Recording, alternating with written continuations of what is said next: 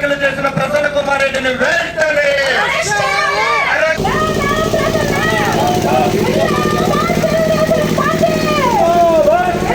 మా ఎమ్మెల్యే ప్రశాంతమ్మని అవమానించిన ప్రసన్న కుమార్ రెడ్డిని, మా ఎమ్మెల్యే ప్రశాంతమ్మని అవమానించిన ప్రసన్న కుమార్ రెడ్డిని, మా ప్రశాంతమ్మ ఎమ్మెల్యే ప్రశాంతమ్మ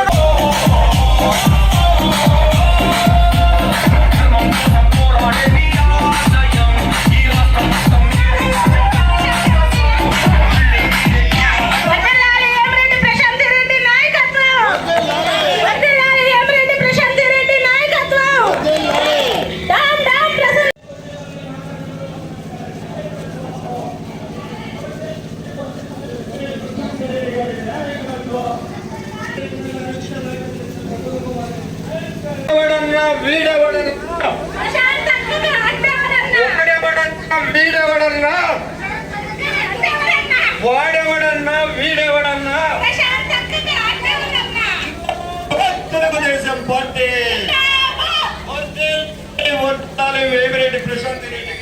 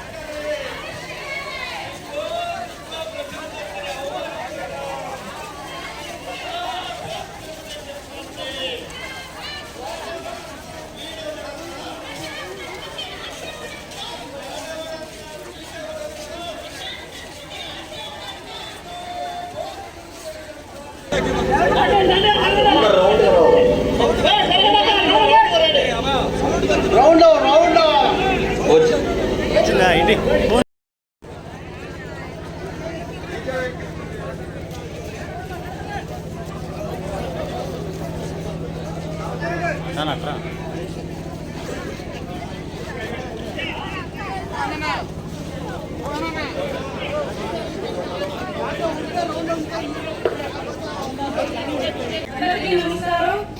నా పేరు కామేశ్వరమ్మ. నేను వేడూరు తెలుగు మహిళా అధ్యక్షురాలిని. ఈరోజు ఇదన్నా ఎందుకు జరుగుతుందంటే మీకు అందరికీ తెలిసిన విషయమే.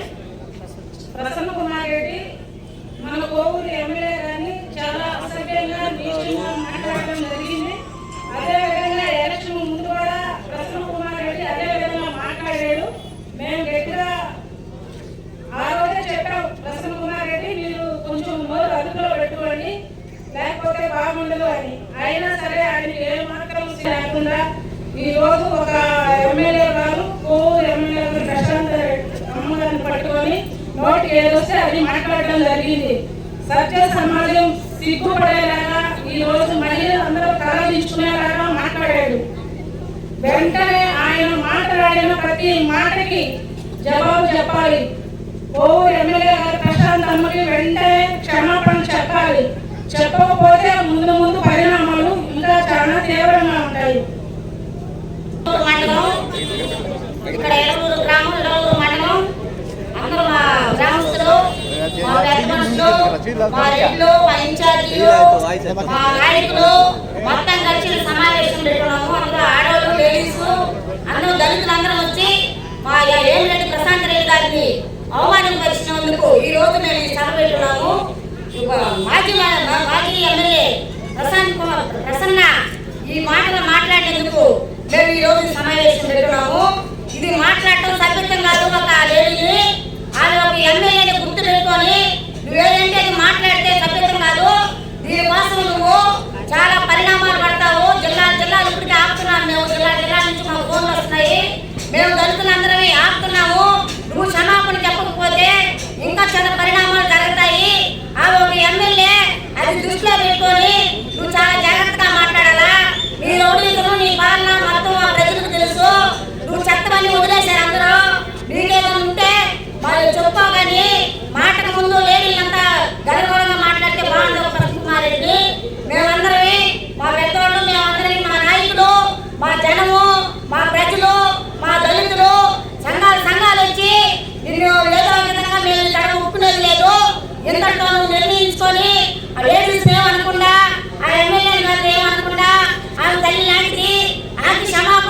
పోతే ఈ పరిణామాలు చాలా విధంగా ఉంటాయి. గత వారం రోజులుగా కోవూరు నియోజకవర్గంలో జరిగిన పరిణామాలన్నీ కోవూరు నియోజకవర్గ ప్రజలు, మహిళలు అందరూ గమనిస్తా ఉన్నారు.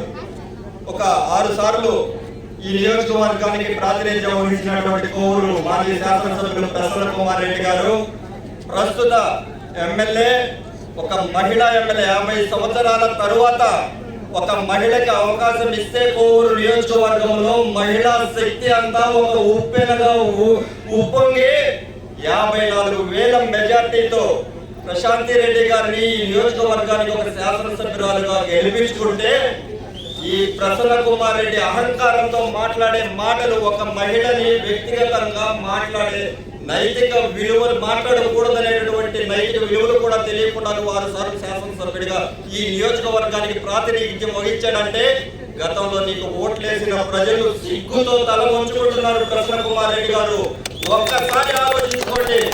బహిరంగ వేదిక మీద ఒక సాటి మహిళని, అందులో కోవూరు నియోజకవర్గ ప్రథమ పౌరురాలు, కోవూరు శాసనసభ్యురాలు వేమిరెడ్డి ప్రశాంతి రెడ్డి గారిని నువ్వు మాట్లాడిన మాటలు మీ తల్లి గారికి ఒకసారి చూపిస్తే ఏం చెప్పద్దో ఒకసారి అడుగు, నీ భార్య గారికి చూపిస్తే ఏం చెప్పద్దో ఒకసారి అడుగు, నీ చెల్లికి చెప్తే ఏం చెప్పద్దో ఒకసారి అడుగు.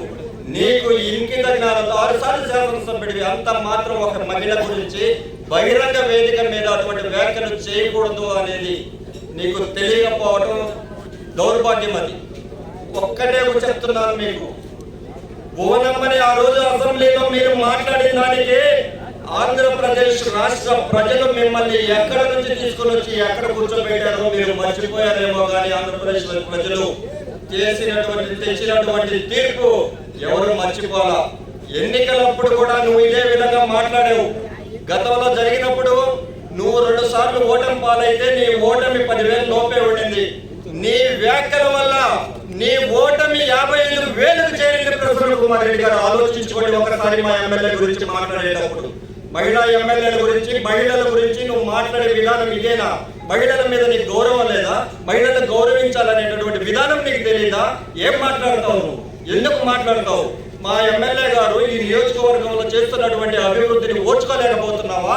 లేకుంటే ఆమె అందిస్తున్నటువంటి సంక్షేమాన్ని సహించలేకపోతున్నావా?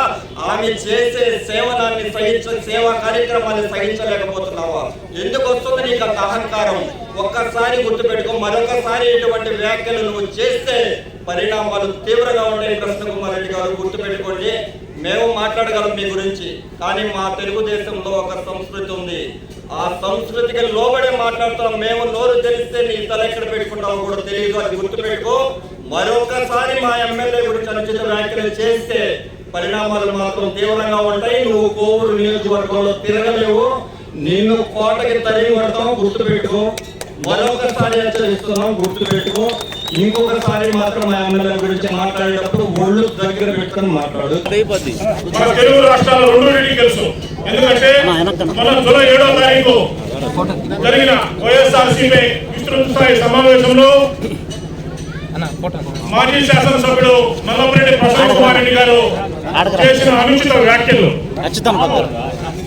సభ్య సమాజం తన సోదరి వరుసైన శ్రీమతి వేమిరెడ్డి ప్రశాంతి రెడ్డి గారిపై, గౌరవ శాసనసభ్యులపై చేసిన వ్యాఖ్యలు 2 రాష్ట్రాల్లోని మహిళలందరూ ముక్త కంఠంతో ఖండించారు.